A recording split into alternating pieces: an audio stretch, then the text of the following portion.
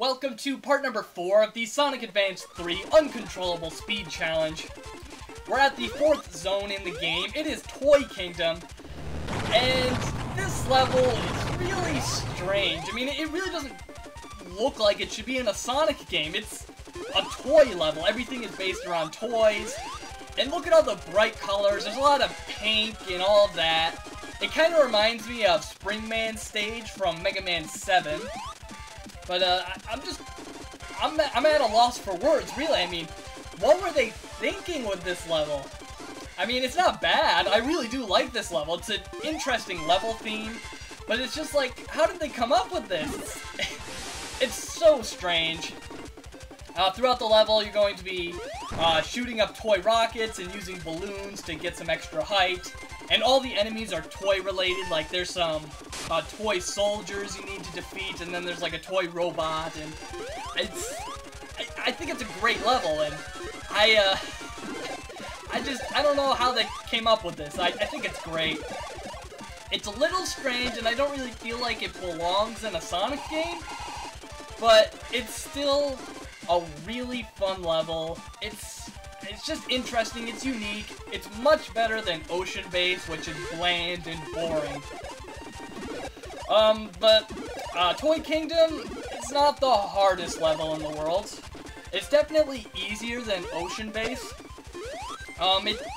It does have some bottomless pits, a few less than Ocean Base, but they're really not that noticeable. I find the layout of this zone to be a little bit easier than Ocean Base.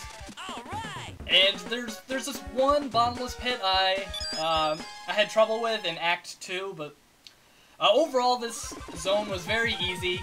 I think I beat Act 1 and Act 3 on my first try, I believe. I can't quite remember, but it's just a very simple level. It's fun though. I do really like this level. Just Sonic games, they need more levels like this. They need more unique, crazy levels like this one. You know, not your typical Green Hill Zone or, you know, all of that stuff. We need more crazy, fun, unique levels like this. And, this is actually one of my favorite zones in the game, right next to Route 99. And, Twinkle Snow. I really do like Twinkle Snow, but we'll get to that in the next video. It's just, I don't know, I like these crazy, unique zones that you don't really see in many Sonic games. Some people say that Sonic Advance 3 is the worst game in the Advance series. And I'm actually surprised by that, because this is my favorite game in the Advance series. I really like the partner system where you can play as all the different characters, and you can switch between them, and they all have these different abilities when they're your partner or as you're playing as them. And I really like it. It adds a lot of replayability to the game for me, and it's just a lot of fun. Some people seem to complain about the overworld to this game, which I don't show in this challenge. If you haven't played the game before, there's an overworld, and then you select which level and what zone you want to go to and all that. I really didn't feel the need to show it. If you played the game before, then you know what I'm talking about, but it's just, you just select your level, and there's no reason for me to really show it. I just cut it all out, and I guess some people don't like that, but that's really just a minor annoyance to me. And I don't really know why people don't like this game. I think it's great. I see why people like Advance 1 as their favorite game in the series, because it's more like a classic Sonic the Hedgehog game. But I can't see how people like Sonic Advance 2 over this game. I think Sonic Advance 2 is the worst game in the series by far. The game is so focused on speed. Everything is. Even the bosses. That's one of my least favorite parts of the game. The bosses are just, you're always running, and it's just, I don't know, I don't really like it.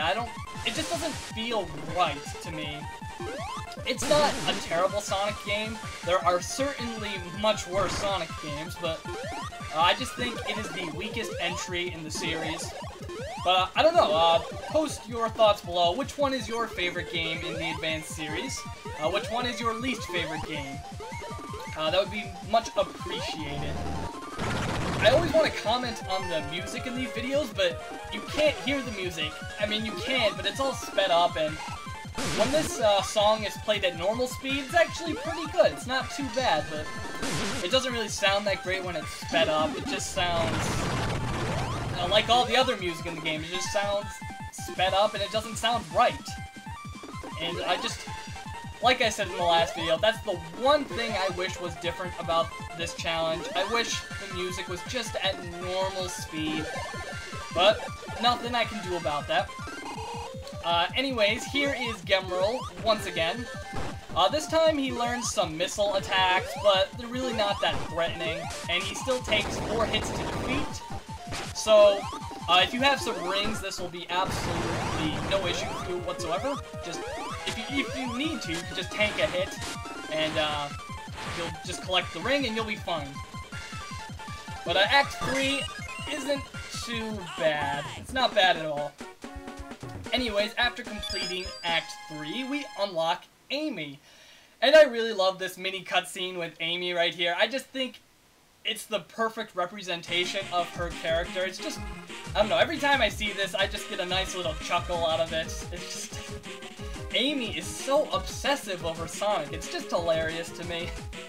I don't know why. I just love how she pulls out the hammers, like, I don't know, it's just great. I love it.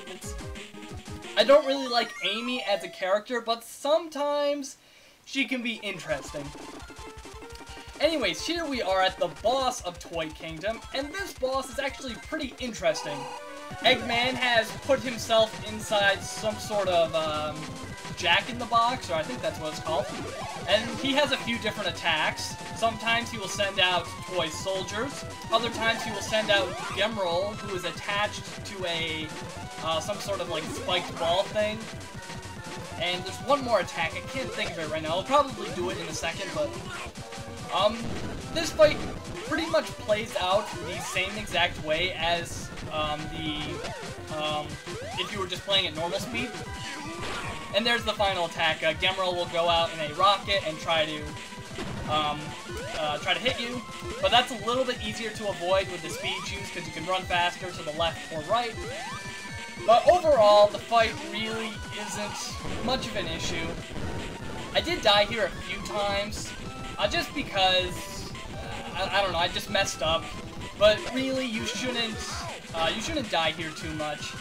And as far as the time limit goes, once again, I'm not really sure what the gold medal time limit is.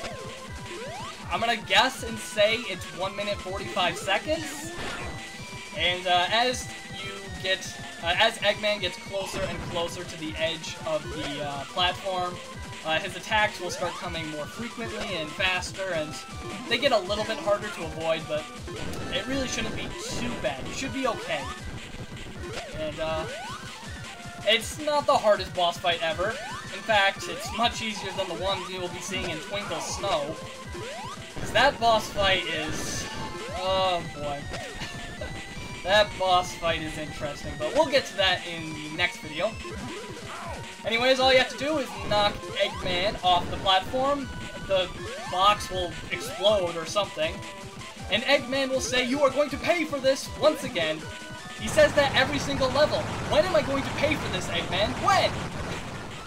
Okay, the time limit is definitely not 1 minute 45 seconds because I just finished that in 2 minutes 16 seconds and I got the gold medal. So maybe it's 2 minutes 30 seconds, maybe it's 3 minutes. I have no idea. Someone experiment and tell me. That would be greatly appreciated. Anyways, I'll see you in part number 5.